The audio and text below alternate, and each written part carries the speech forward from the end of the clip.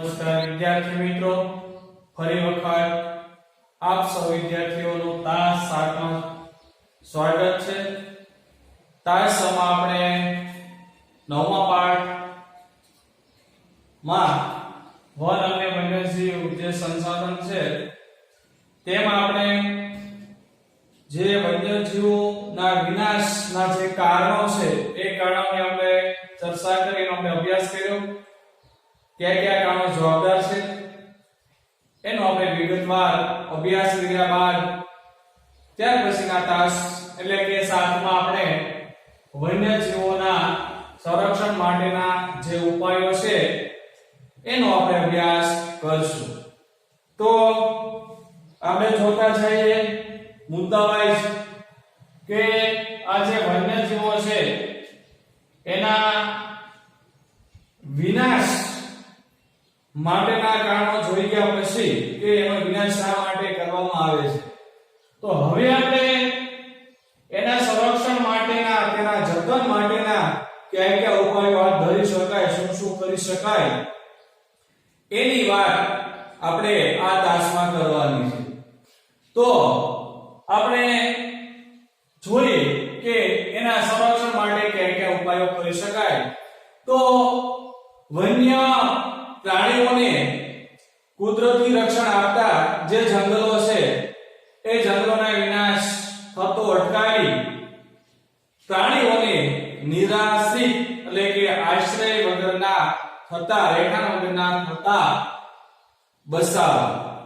હવે આપણે જોઈએ તો પહેલો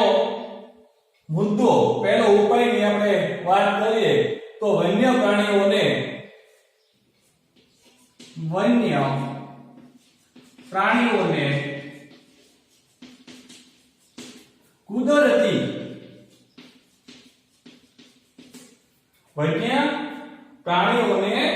કુદરતી રક્ષણ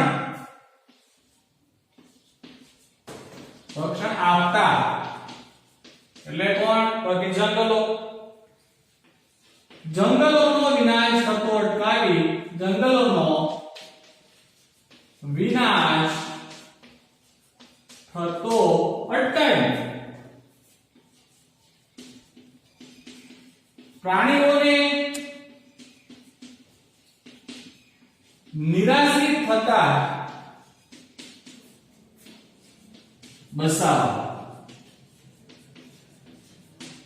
આ ઉપાયને આપણે સમજી લઈએ તો વન્ય પ્રાણીઓને કુદરતી રક્ષણ આપતા જે જંગલો છે એ જંગલનો વિનાશ થતો અટકાવી જે જંગલોનો નાશ થઈ રહ્યો છે તે વિનાશ થઈ રહ્યો છે તે અટકાવીને પ્રાણીઓ નિરાશ્રિત થતા પ્રાણીઓને આપણે લક્ષણ્ય પ્રાણીઓને નિરાશ્રિત થતા બચાવ। નિરાશ્રિત થતા એટલે કે પોતાના આશ્રય વગરના થતા પોતાના રહેઠાણ વગરના થતા એને બચાવવા જોઈએ। અત્યારે એ રહેઠાણ વગરના થઈ ગયા છે તો આ રહેઠાણ વગરના ન થાય તેના માટેના જે ઉપાયો છે પણ હાથ ધરવા જોઈએ એટલે કે રહેઠાણ વગરના થતા એના બચાવવા જોઈએ।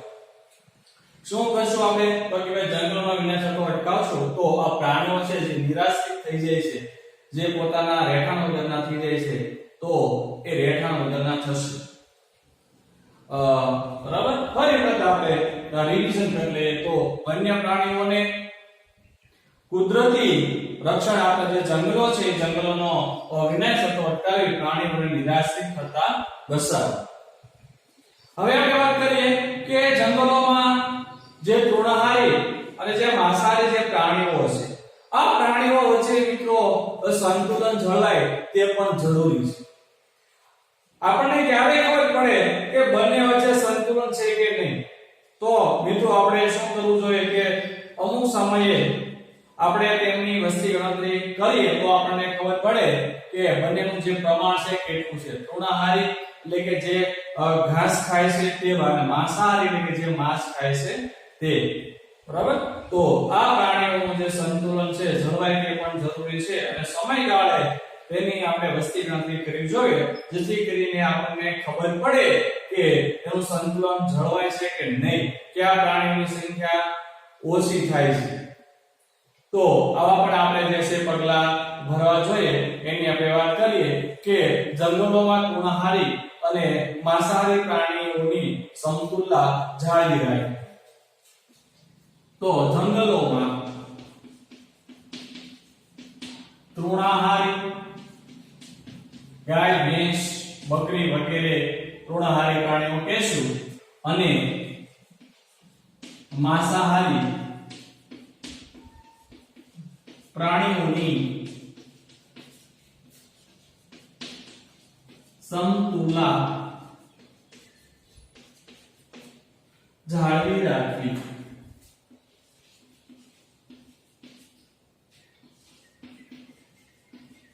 એટલે બંનેનું જે પ્રમાણ છે સમાન રહે એવા પ્રયત્નો કરવા. જો તૃણાહારી જે પ્રાણીઓ છે એનું પ્રમાણ ઘટી જશે તો માંસાહારી પ્રાણીઓ છે એનું પણ પ્રમાણ ઘટી જશે. શા માટે? કે માંસાહારી પ્રાણીઓને જે શિકાર છે મળશે નહીં. શા માટે મળશે નહીં? તો કે તૃણાહારી જે પ્રાણીઓ છે એની સંખ્યા ઘટી ગઈ એટલે એને ખોરાક નહીં મળે. ખોરાકના અભાવને કારણે તેમનું મૃત્યુ થઈ શકે છે. પણ જો બંનેનું સંતુલન છે જળવાઈ રહે તો વધારે અનુકૂળતા રહે તો આ વન્ય જીવો છે એ બચી શકે. એટલે આ પણ એક ખાસ જરૂરી છે કે જંગલોમાં જે તૃણાહારી જે માંસાહારી પ્રાણીઓ છે તેનું સંતુલન જાળવી રાખવું જોઈએ, જળવાઈ રહે તે માટે પણ પ્રયત્નો કરવા જોઈએ. આગળ આપણે વાત કરીએ તો એના માટે શું કરવું જોઈએ, ક્યારે આપણને ખબર પડે કે કોની સંખ્યા વધી છે કોની સંખ્યા ઘટી છે, તો તે માટે આપણે સમયાંતરે વસ્તી ગણતરી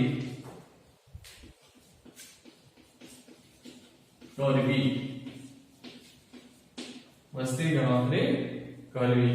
આગળ આપણે વાત કરીએ આ ઉપરાંત જંગલોની અંદર આવેલા જે જળ સ્ત્રોતો છે તેની પણ આપણે જાળવણી કરવી જોઈએ. ત્યારબાદ આપણે પાલતુ પશુ શરણ માટે પ્રતિબંધો મૂકવા. તો આપણે આગળ લખીએ આ ઉપરાંત જંગલોમાં આવેલા જે જળ સ્ત્રોતોની જાળવણી કરવી. આ ઉપરાંત જંગલોમાં આવેલા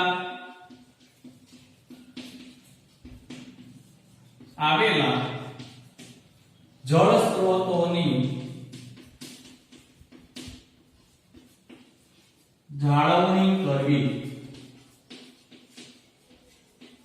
જળ સ્ત્રોતો એટલે કે જંગલોની અંદર આવેલા જે તળાવો છે, જે સરોવરો છે એની આપણે જાળવણી કરવી જોઈએ. બરાબર. આગળ આપણે વાત કરીએ કે પાલતુ જે પશુ છે એના શરણ પર પ્રતિબંધ મૂકવો. બરાબર. ત્યારબાદ પાલતુ પશુના શરણ પર પ્રતિબંધ મૂકવો.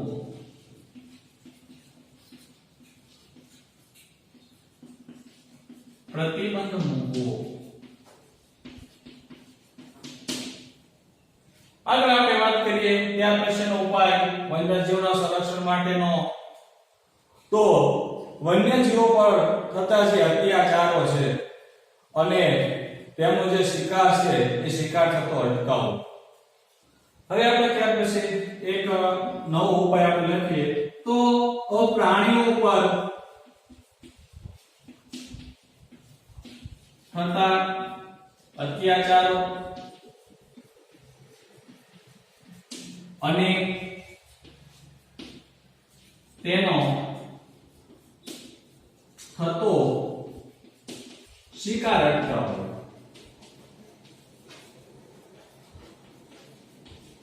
ઘણી બધી વખત મિત્રો પ્રાણીઓ ઉપર છે ઘણા બધા લોકો છે અત્યાચાર કરે છે. આપણે એક વાત કરી કે ભાઈ ઊંટ છે એ એક બોજનું વહન કરનાર પ્રાણી છે. તો આ પ્રાણી છે તો એની કંઈક બોજને વહન કરવાની કંઈક ક્ષમતા હોય, પણ મિત્રો જો આપણે અતિશય તેની ક્ષમતાનો તેના કરતા જો તેનું જો આપણે તેની પાસે બોજનું વહન કરાવીએ તો પણ એક પ્રકારનો અત્યાચાર છે. એ રીતે અન્ય પણ પ્રાણીઓ છે કે બળદ છે તો બળદ દ્વારા જે ખેંચવામાં આવતું છે બળદગાડું છે, તો એ બળદગાડામાં પણ અમુક ટકા એટલે માપસરનો જે વજન છે એ મૂકવો જોય કે જેથી કરીને તેમને ગાડું ખેંચવામાં સરળતા રહે. પણ મિત્રો જો આપણે ગમે એટલું વજન છે તેની અંદર ભરી દઈએ, બરાબર, તેને જે છે ગાડું ખેંચવામાં મુશ્કેલી પડે તો આ એક પ્રકારનો પણ અત્યાચાર જ કહેવાય. તો આપણે વાત કરીએ એક અત્યાર પછીના ઉપાયની આપણે વાત કરીએ કે પ્રાણીઓ પર થતા અત્યાચારો અને તેનો થતો શિકાર અટકાવવો. તો ઘણા બધા લોકો છે આ વન્યજીવનો શિકાર કરે છે. શા માટે કરે છે એની વાત આપણે આગળના ક્લાસમાં જોઈએ કે વાળ, ચામડી એટલે કે ખાલ, પછી માંસ, પીસા આ બધું મેળવવા માટે એનો શિકાર કરે છે. શોખ ખાતર પણ શિકાર કરે છે. તો તેનો શિકાર થતો છે એ પણ અટકાવો. આગળ આપણે વાત કરીએ કે એના માટેના જે કાયદાઓ છે એ કાયદાઓ વધારે કડક બનાવી તેનો સુસ્ત અમલ કરવો. એટલે આના માટેના જે કાયદા છે એટલે કે આ માટેના કાયદા કડક બનાવી તેનો સુસ્ત રીતે પાલન કરાવો.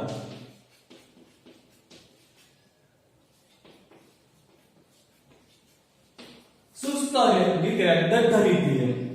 તો આ માટેના જે કાયદા છે વધારે કડક બનાવવા. ક્યાં માટેના? તો કે જે પ્રાણીઓ પર થતા અત્યાચારો તેના થતા જે શિકારને લગતા જે કાયદાઓ છે એ કાયદાઓ વધારે કડક બનાવવા અને સુસ્ત રીતે તેનું પાલન થાય એ પણ જરૂરી છે. આપણે ત્યાર પછીનો એક ઉપાયની વાત કરીએ તો જંગલોના ક્ષેત્રોમાં થતા કાયદેસર ખનન કાર્ય પર મૂકેલા જે પ્રતિબંધો છે એ પ્રતિબંધોના ભંગ માટે કડક સજા અને દંડની જોગવાઈ કરવી. તો આપણે વાત કરીએ કે જંગલ ક્ષેત્રોમાં જે થતું ખનન કાર્ય, જંગલ ક્ષેત્રોમાં થતા ખનન કાર્ય એટલે કે કોઈ જમીન અંદરથી ખોદીને કાઢવું એવું કાર્ય એને કહેવાય ખનન કાર્ય. તો આ ખનન કાર્ય પર મૂકેલા જે પ્રતિબંધો છે, મૂકેલા પ્રતિબંધો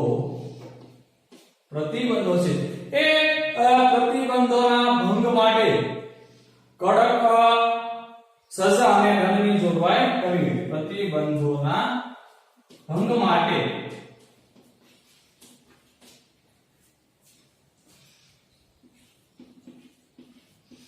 ફરી આપણે જોઈએ કે જંગલ ક્ષેત્રો એટલે કે જંગલ વિસ્તારોમાં થતા જે ખનન કાર્ય છે એ ખનન કાર્ય પર મૂકેલા જે પ્રતિબંધો છે એ પ્રતિબંધોના ભંગ માટે કડક સજા અને જોગવાઈ કરવી.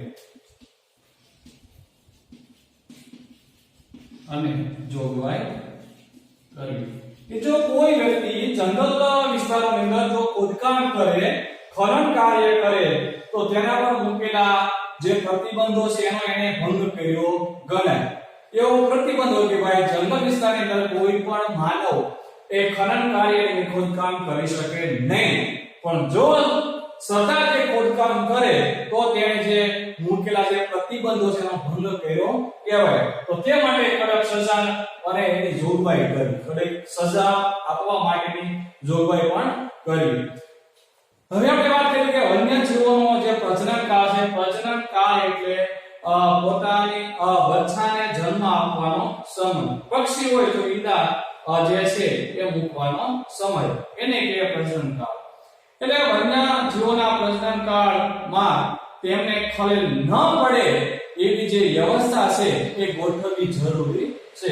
તો ત્યાર પછી એક આપણે ઉપાય લખીએ કે જે વન્ય જીવો છે એ વન્ય જીવોના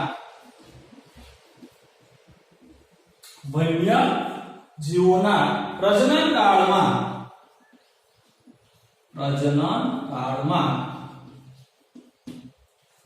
કોઈ પણ પ્રકારની ખલેલ ન પહોંચે અથવા ન પડે, કોઈ ખલેલ ન પડે તે માટેની ગોઠવણી કરવી. વ્યવસ્થા કરી એટલે જે કોઈ વન્યજીવ છે એ વન્યજીવ જ્યારે પોતાના બચ્ચાને જન્મ આપતું હોય કોઈ પ્રાણી ત્યારે એમાં કોઈ ખલેલ ન પડે તે માટે વ્યવસ્થા કરવી જરૂરી છે બરાબર જરૂરી છે તો આવા બધા ઉપાયો જે છે આ રાખવા જોઈએ ત્યાર પછી આપણે આગળના પણ જે છે ઉપાયો જોઈએ કે જંગલ ક્ષેત્રોમાં થતી જે મારી છે પછી વન પેદાશ એકત્રીકરણ અને પ્રવાસનથી જે જીવો છે વન્ય જીવો પર પડનારી અસરો જે છે અસરોનો અભ્યાસ કરી એ મુજબના પગલા લેવા જોઈએ એવી પણ વાત કરી છે તો આપણે ત્યાર પછીનો એક નવા ઉપાયની વાત કરીએ તો જંગલ ક્ષેત્રોમાં થતી માછીમારી જંગલ ક્ષેત્રો અથવા તો વિસ્તારો ક્ષેત્રોમાં થતી માછીમારી પછી વન્ય પેદાશ એકત્રીકરણ વન્ય પેદાશ એકત્રીકરણ એટલે કે જે કઈ ફળ હોય જે કઈ ગુંદર હોય બરાબર ટૂંકમાં જે આપણી પેદાશો છે જંગલોની જે કઈ પેદાશો છે એને આપણે વન્ય પેદાશો કહેશું અથવા જંગલની પેદાશો કહેશું એકત્રીકરણ એટલે એને ભેગું કરવું એકઠું કરવું બરાબર તો આવી જે કઈ વન્ય વન પેદાશ છે અથવા તો જે વન્ય જે પેદાશ છે એ પેદાશોનું એકત્રીકરણ કરવું ત્યાર પછી પ્રવાસનથી વન્ય જીવો પર અને પ્રવાસનથી વન્ય જીવો પર વન્ય જે જીવો છે એ જીવો પર પડનારી જે અસરો છે વન્ય જીવો પર પડનારી અસરોનો અભ્યાસ કરી આવી છે કે અસરો છે આપણે શું કરવાનું છે અભ્યાસ કરવાનો છે તો અસરોનો અભ્યાસ કરી અભ્યાસ કર્યા પછી શું કરવાનું છે બરાબર તો અભ્યાસ કરી એ મુજબના પગલા ભરવા જોઈએ એ પ્રમાણે અહીંયા આપણે એ મુજબના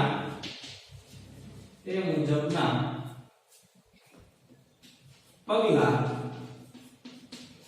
ભરવા જોઈએ આ ઉપાયને આપણે સમજી લઈએ તો જંગલ ક્ષેત્રોમાં થતી માછીમારી જો જંગલોની અંદર જે કઈ જળ સ્ત્રોતો છે તળાવ સરોવરો આવેલું તો તેની અંદર જે માછીમારી જે છે એ માછીમારી કરવામાં આવે છે જે માછીમારો છે એ માછીમારી કરે છે માછલાઓને પકડે છે તો આ માછીમારી ત્યાર પછી વન્ય પેદાશ એકત્રીકરણ વન્ય પેદાશ એટલે કે જંગલોમાંથી જે કે પેદાશમાં છે ફળ બરાબર ગુંદર આવી બધી પેદાશ મધ તો આ પેદાશ એકત્રીકરણ એટલે એકઠું કરવું ભેગું કરવું એટલે એકત્રીકરણ અને પ્રવાસનથી વન્ય જીવો પર પડનારી જે અસરો છે એ અસરોનો અભ્યાસ કરવો કે એને કારણે આ જે વન્ય જીવો છે એના પર કઈ કઈ અસર થાય છે આપણે માછીમારી કરીએ છીએ વન્ય પેદાશો એકત્રીકરણ કરીએ છીએ અને પ્રવાસનથી તેના પર કઈ કઈ અસરો પડે છે તેનો આપણે અભ્યાસ કરવો જોઈએ અને અભ્યાસ કરીને એ મુજબના જે પગલાં છે ભરવા જોઈએ આગળ આપણે વાત કરીએ તો વન્યજીવના સંરક્ષણ માટે સમાજમાં જનજાગૃતિ ને લગતા જે કાર્યક્રમો છે એ કાર્યક્રમો યોજવા તો આપણે વાત કરીએ કે વન્યજીવોના સંરક્ષણ માટે ત્યાર પછીનો ઉપાય એટલે વન્ય જીવોના સંરક્ષણ માટે જતન માટે શું કરવું જોઈએ એમના સંરક્ષણ માટે એમના જે જતન માટે સમાજમાં જનજાગૃતિને લગતા જે કાર્યક્રમો છે યોજવા તો સમાજમાં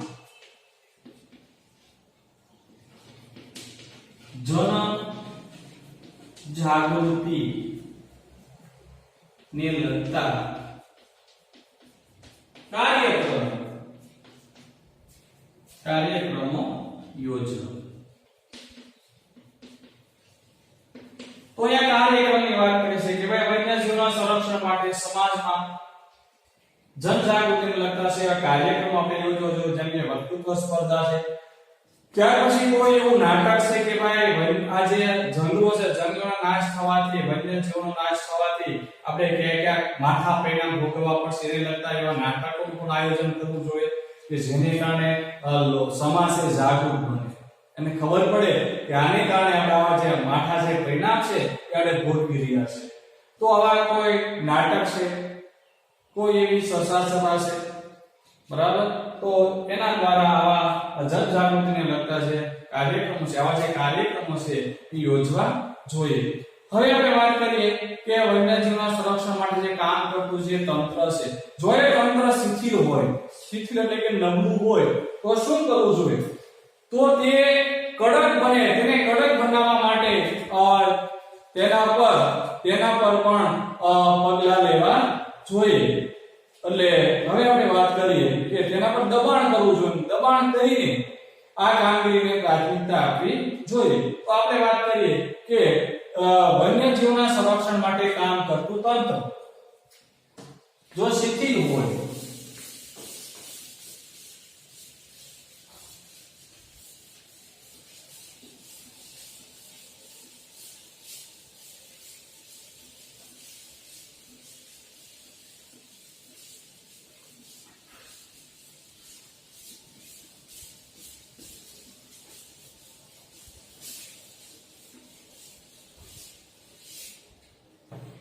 ત્યાં પ્રશ્ન ઉપાય કે વન્યજીવોના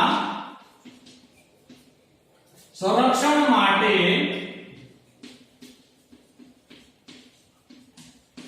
કામ કરતું તંત્ર, તંત્ર એટલે વિભાગ, તંત્ર જો શિથિલ હોય, શિથિલ એટલે નબળું, કોઈ કડક કાયદામાં લઈ શકે, કોઈને કહી ન શકે એવું, તો શિથિલ હોય તો શું કરવાનું છે? બરાબર, તો તેના પર દબાણ જે છે, દબાણ ઊભું કરી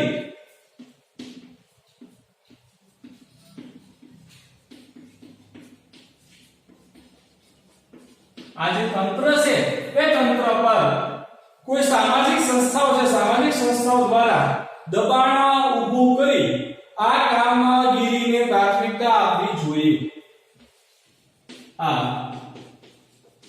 કામગીરીને પ્રાથમિકતા આપવી જોઈએ. આપણે જોઈએ કે વન્યજીવના સંરક્ષણ માટે કામ કરતું તંત્ર એટલે આપણે કહીએ કે ભાઈ ફોરેસ્ટ તંત્ર, બરાબર, જે ફોરેસ્ટ જે વિભાગ છે એ વિભાગ આ વન્યજીવના સંરક્ષણ માટે કામ કરે છે. જો એ શિથિલ હોય, જો નબળું હોય, તો તેના પર કોઈ સામાજિક, કોઈ સમાજ દ્વારા, કોઈ સામાજિક એવી સંસ્થાઓ છે એના દ્વારા દબાણ ઊભું કરીને એની જે કામગીરી છે તો એની કામગીરીને પ્રાથમિકતા છે એ આપવી જોઈએ. પ્રાથમિકતા આપીને એને અગ્રતા આપવી જોઈએ. હવે આપણે વાત કરીએ કે જે એક વિષયના પણ ઉપાય આ એ સિવાય અહીંયા જે આપણે ઉપાયો જે લીધા છે એ સિવાયના પણ બીજા ઘણા બધા ઉપાયો છે એની આપણે વાત કરી કે જે વન્યજીવો છે, બીમાર વન્યજીવોને સમયસર તબીબી સારવાર મળી રહે તેવી સારવાર આપવાની વ્યવસ્થા કરવી. આપણે વાત કરીએ કે વન્યજીવોને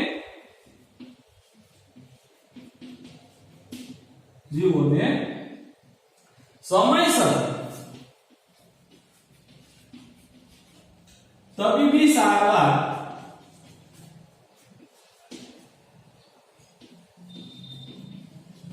મળી રહે તેવી વ્યવસ્થા કરવી જોઈએ. તેવી વ્યવસ્થા કરવી એટલે કોઈ વન્યજીવ બીમાર પડ્યું હોય, માંદું પડ્યું હોય આપણી ભાષામાં કહીએ તો તેને સમયસર સારવાર મળે તેવી વ્યવસ્થા કરવી જોઈએ. બરાબર, ત્યાર પછી આપણે એક નવો ઉપાય લખીએ કે તેમને પાણી, ખોરાક વગેરે પૂરતા પ્રમાણમાં કે વન્યજીવોને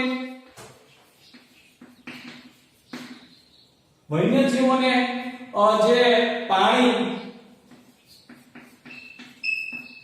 ત્યાર પછી ખોરાક વગેરે મળી રહે તેવું આયોજન કરવું,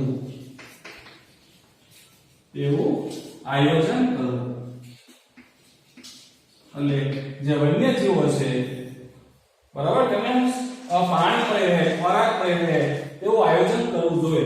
ઉદાહરણ તરીકે ખાસ કરીને જે ઉનાળાની જે ઋતુ છે, ઉનાળાની ઋતુની અંદર વન ક્ષેત્રોમાં આવેલા, જંગલ વિસ્તારોમાં આવેલા જે તળાવો છે, જે સરોવરો છે, એટલે કે જે જળ ક્ષેત્રો છે, જળ ક્ષેત્રો એટલે પાણીના વિસ્તારો, પાણીના ક્ષેત્રો એ સુકાય છે.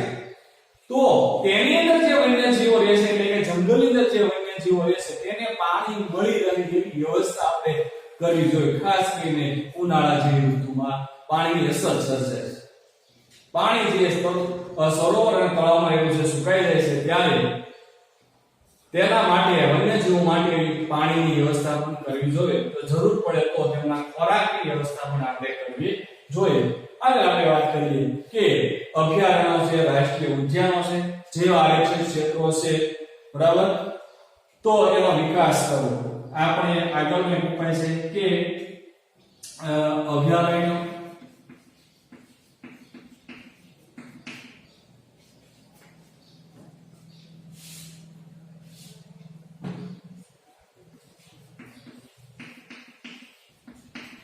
ત્યાર પછી રાષ્ટ્રીય ઉદ્યાનો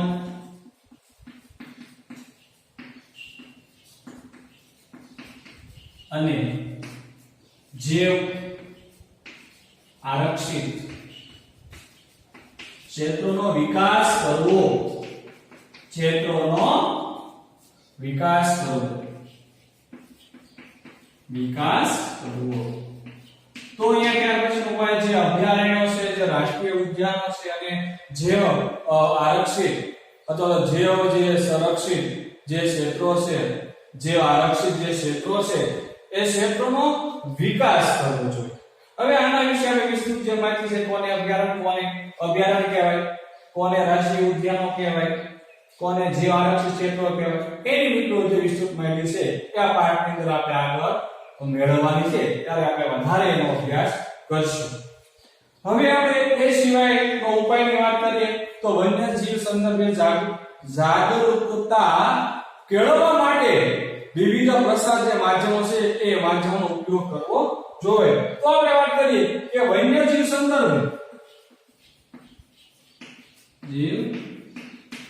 સંદર્ભે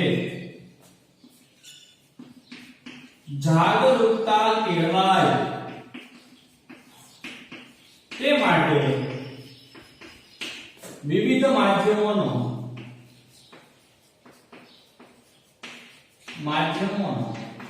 ઉપયોગ કરવો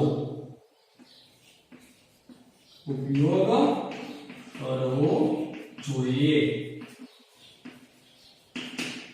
વિવિધ માધ્યમો એટલે કે ટેલિવિઝન છે, ત્યાર પછી સમાચાર પત્રો છે, આ બધા માધ્યમ, મોબાઈલ છે, વર્તમાન સમયની અંદર સૌથી વધારે ઉપયોગ થતો હોય તો એ મોબાઈલ.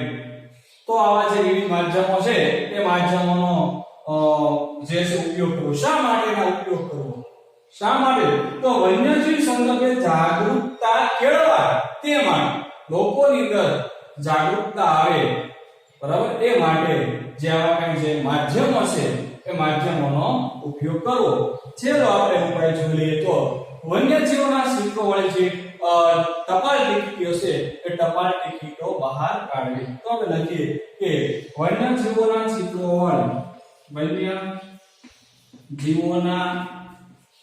વાળી